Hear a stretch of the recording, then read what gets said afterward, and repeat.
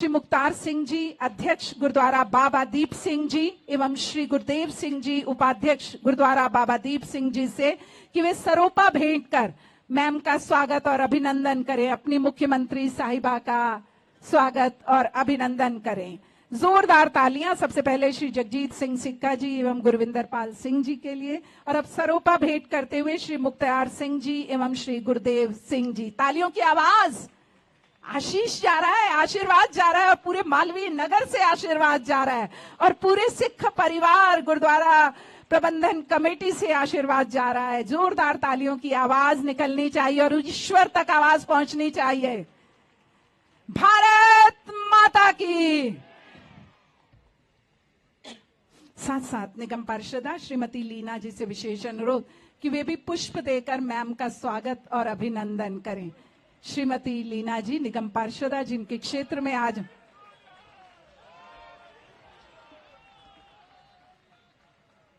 वास्तव में जब आवाज उस परमपिता परमात्मा के नाम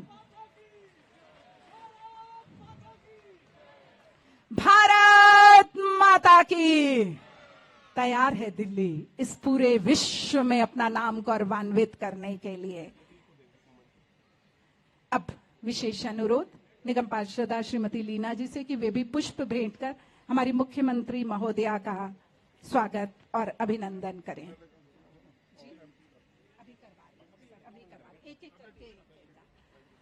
अब हमारा विशेष अनुरोध। आपके हाथ की तालियां क्यों रुक गई? आपकी मुख्यमंत्री महोदया देख रही हैं, और बहनों के हाथ से मोबाइल हटा लीजिए, रिकॉर्डिंग सारी आपको टीवी में मिलेगी, लेकिन तालियों की आवाज जरा हाथ उठाकर जोरदार। ईश्वर सुख दे, हम सबका परिवार जोड़ कर रखे। जो आज ऐसी प्रेरणा लेकर आई वे हमारी मुख्यमंत्री महोदया हैं। विशेष अनुरोध पुनः श्री सतीश उपाध्याय जी, विधायक इस क्षेत्र को जो बखूबी संभालते हैं, कि हमारे मध्य हमारी सांसद महोदया सुश्री बांसुरी स्वराज जी हैं। कृपया उनका पुष्पों के द्वारा स्वागत और अभिनंदन हो। एक बार जोरदार तालियां सभी के हाथ से, जो माता के चरण चिन्हों पर तो चल रही हैं लेकिन अपने लिए भी एक नया मार्ग बना रही हैं। एक बार जोरदार तालियां उनके लिए। गुरुद्वारा सिंह सभा के साथियों से अनुरोध कि वे दिल्ली की बहुत ही लोकप्रिय, बहुत ही जुझारू, बहुत ही कर्मठ मुख्यमंत्री आदरणीय रेखा गुप्ता जी, मेरे बड़े भाई जो विकास का मानवीय रूप हैं, ऐसे यहाँ के बहुत ही लोकप्रिय विधायक सतीश उपाध्याय जी, लीना जी, सम्मानित मंच और यहाँ उपस्थित मेरे बंधुगण। समय का अभाव है इसलिए अपनी बात को बहुत संक्षिप्त में रखूंगी। आज जिस प्रतिमा का अनावरण माननीय मुख्यमंत्री जी के करकमलों से हुआ है, ये मात्र एक प्रतिमा नहीं है, ये प्रतिमा प्रतीक है भारत के अदम्य साहस की। ये प्रतिमा प्रतीक है हमारे आत्मविश्वास की। ये प्रतिमा प्रतीक है मां भारती के सपूतों के बलिदान की। ये प्रतिमा प्रतीक है हमारे अधूरे सपनों की। ये प्रतिमा प्रतीक है हमारी उस प्रतिबद्धता की कि हम आदरणीय प्रधानमंत्री श्री नरेंद्र मोदी जी के इस सपने को साकार कर कर मानेंगे कि हम भारत को विकसित राष्ट्र बनाएंगे 2047 तक। भगत सिंह जी का जीवन एक बात बहुत स्पष्टता से सिखाता है, और मुझे लगता है कि वो इस देश के युवा के लिए बहुत ज्यादा प्रेरणादायक है। और उनका जीवन ये सिखाता है कि युवा की ऊर्जा, युवा का ध्येय और युवा का जीवन, ये तीनों समर्पित होना चाहिए राष्ट्र के प्रति। दिल्ली का सौभाग्य है कि दिल्ली के देवतुल्य मतदाता ने भाजपा का 27 बरस पुराना वनवास समाप्त कर भगत सिंह के मूल्यों को आत्मसात करने वाले आदरणीय प्रधानमंत्री श्री नरेंद्र मोदी जी पर विश्वास कर भाजपा का चयन करा। अदम्य साहस अगर आपने देखना है तो अदम्य साहस का मानवीय रूप है भाजपा की मुख्यमंत्री रेखा गुप्ता। अगर आपने देखना है कि भगत सिंह की ही तर्ज पर किस तरह कर्मठता के साथ सेवा परमः धर्मः राष्ट्र सर्वोपरि को ग्राउंड पे अगर कोई चरितार्थ कर रहा है तो वो है हमारी माननीय मुख्यमंत्री, भाजपा की मुख्यमंत्री रेखा गुप्ता जी। आज मैं जानती हूं कि भाजपा का चयन कर कर आपकी जो अपेक्षाएं और आशाएं हैं उनमें आप में एक उत्सुकता भी है और आप में एक जोश भी है। मैं जानती हूं कि यहां पर खड़े होकर सार्वजनिक मंच से मैं ये वचन दे सकती हूं कि आदरणीय प्रधानमंत्री श्री नरेंद्र मोदी जी के कुशल नेतृत्व में जो आपने भरोसा भाजपा के जनप्रतिनिधियों पर दिखाया है, वो चाहे माननीय मुख्यमंत्री रेखा गुप्ता जी हो, चाहे वो सतीश उपाध्याय जी हो, चाहे गिलहरी जैसी भूमिका निभाने के लिए आपने मुझे चुना हो, भाजपा का एक भी चुना हुआ जनप्रतिनिधि आपके इस भरोसे को शर्मिंदा नहीं होने देगा। भारत माता की जय।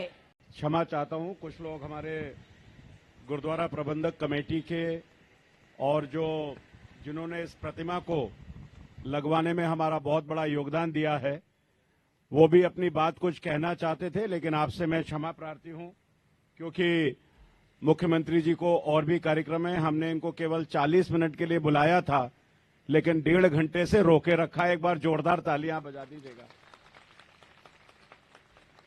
यहां पर उपस्थित दिल्ली के यशस्वी मुख्यमंत्री, जिन्होंने पहले दिन से ही दिल्ली में एक परिवर्तन, एक बदलाव आपको दिखाई देना शुरू हो गया है और लगातार क्षेत्र में उतर करके दिल्ली को एक शानदार गौरवशाली दिल्ली बनाने का काम कर रहे हैं। ऐसे हमारी मुख्यमंत्री जी रेखा गुप्ता जी।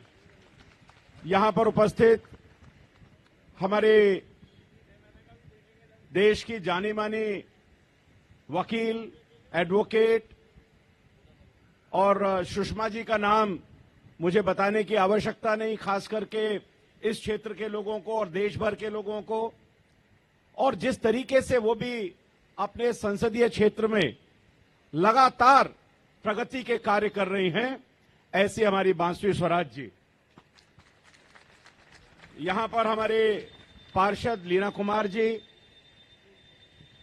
यदुवेंद्र जी, जिनका भाषण अभी हमने सुना यहां पर, और मंच पर हमारे दोनों गुरुद्वारा प्रबंधक कमेटी के सभी अध्यक्ष और महामंत्री, यहां पर मालवीय आरडब्ल्यूएस के बहुत सारे प्रतिनिधि आए हुए हैं, हमारे मंदिरों के सारे प्रधान भी यहां पर हैं, हमारे मंडल के अध्यक्ष अमित आहूजा की पूरी टीम यहां पर है, हमारे दूसरे मंडल के अध्यक्ष सचिन जी, भुवन शर्मा जी, ये सब लोग यहां पर हैं, मेरे पार्टी के उपाध्यक्ष यशपाल वर्मा जी, सुरेश शर्मा जी, भरत जैन जी, ये सभी लोग यहां पर आए हुए हैं आज के इस कार्यक्रम को सफल बनाने के लिए।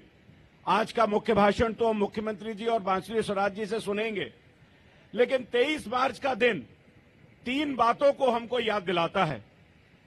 ये दिन हम सबके लिए दुख का दिन भी है, ये दिन हम सबके लिए गर्व का दिन भी है, और ये दिन हम सबके लिए गुस्सा और रोष का दिन भी है।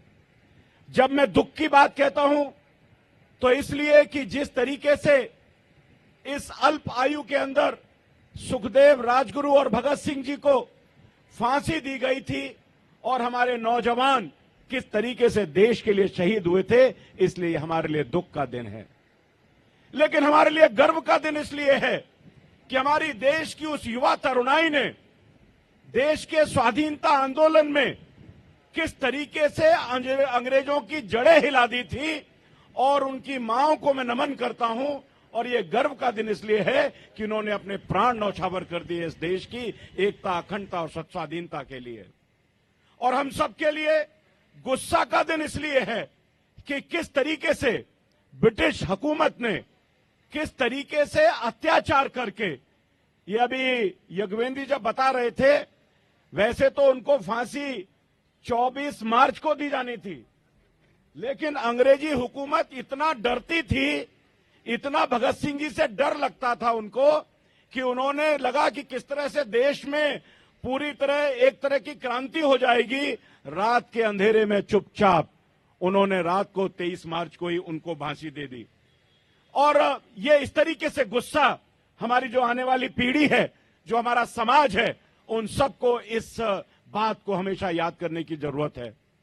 बलिदान तो देश में स्वाधीनता के लिए बहुत हुए, लाखों बलिदानियों ने देश के लिए स्वाधीनता के लिए बलिदान दिया, लेकिन भगत सिंह, राजगुरु जी और सुखदेव जी का जो बलिदान था, वो इस देश के आजादी के आंदोलन में सबसे बड़ा बलिदान था।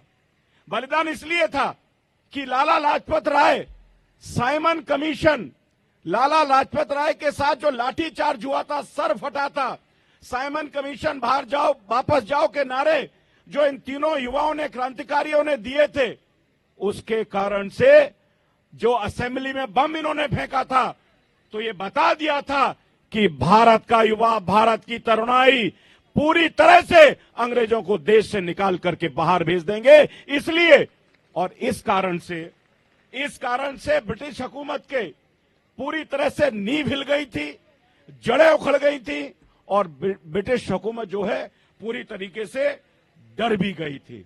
और इसी कारण से ये बलिदान जो है वो विशेष बलिदान के रूप में हमारे पास आता है। और मैं अंत में ये कहना चाहता हूं कि इन हमारे सपूतों ने, इन शहीदों ने देश के लिए एक सपना देखा था, और वो सपना था कि मेरा देश कैसे सशक्त होगा, मेरा देश कैसे स्वाभिमानी होगा, कैसा मेरा देश कैसे आत्मनिर्भर बनेगा, और देश के इन सपनों को नौछावर करने के लिए अपने प्राण की आहुति लगा दी। मैं मित्रों कहना चाहता हूं कि भगत सिंह जी का जो सपना था, राजगुरु जी का जो सपना था, सुखदेव जी का जो सपना था, आज हमारे देश के प्रधानमंत्री मोदी जी इस देश को आत्मनिर्भर भारत बनाकर, सशक्त भारत बना करके उनके सपने को साकार करने का काम अगर कोई कर रहा है तो देश के प्रधानमंत्री कर रहे हैं। हमारी मुख्यमंत्री, हमारी सांसद, दोनों से मैं ये कहना चाहता हूं कि आजादी के 75 साल पूरे हो गए, हम आजादी के अमृत काल में हैं, और इस अमृत काल में अब जो ट्रिपल इंजन की सरकार है, केंद्र में भी मोदी जी हैं, संसद में बांसुरी जी बैठी हैं, और विधानसभा में आपका प्रतिनिधि सतीश उपाध्याय के रूप में है। हम मिलकर के इस मालवीय नगर को सबसे नंबर 1 विधानसभा बनाने का प्रयास करेंगे और पूरी तरह से काम करेंगे। मैं मालवीय नगर के सभी विधानसभा वासियों को, जिन्होंने जिस तरीके से पूरा सहयोग और समर्थन दिया है, मुख्यमंत्री जी, हमने इस पार्क को देखने के लिए भी, इस मूर्ति की रक्षा करने के लिए भी यहीं के नागरिकों की एक कमेटी भी बना दी है, जो इसकी चिंता भी करेगी। और आने वाले कल का बजट भी बहुत महत्वपूर्ण होगा। मैंने तो मुख्यमंत्री जी से एक ही बात की थी, और शायद मेरे निवेदन को उन्होंने स्वीकार भी किया होगा, ये तो बजट में पता चलेगा।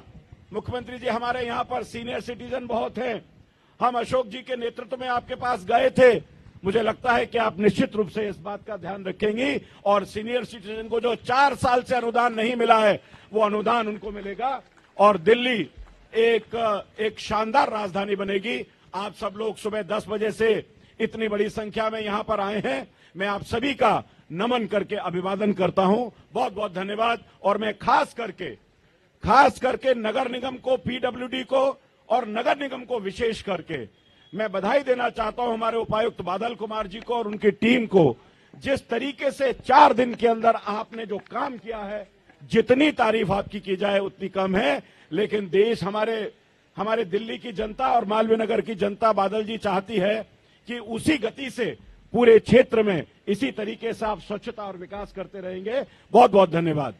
मेरे साथ एक बार नारा लगाएगा, भगत सिंह जी अमर रहे, भगत सिंह जी अमर रहे, भगत सिंह जी अमर रहे। दोनों हाथ उठा करके भारत माता की जय का नारा सबने लगाना है। बोलिए भारत माता की, भारत माता की। बहुत बहुत धन्यवाद।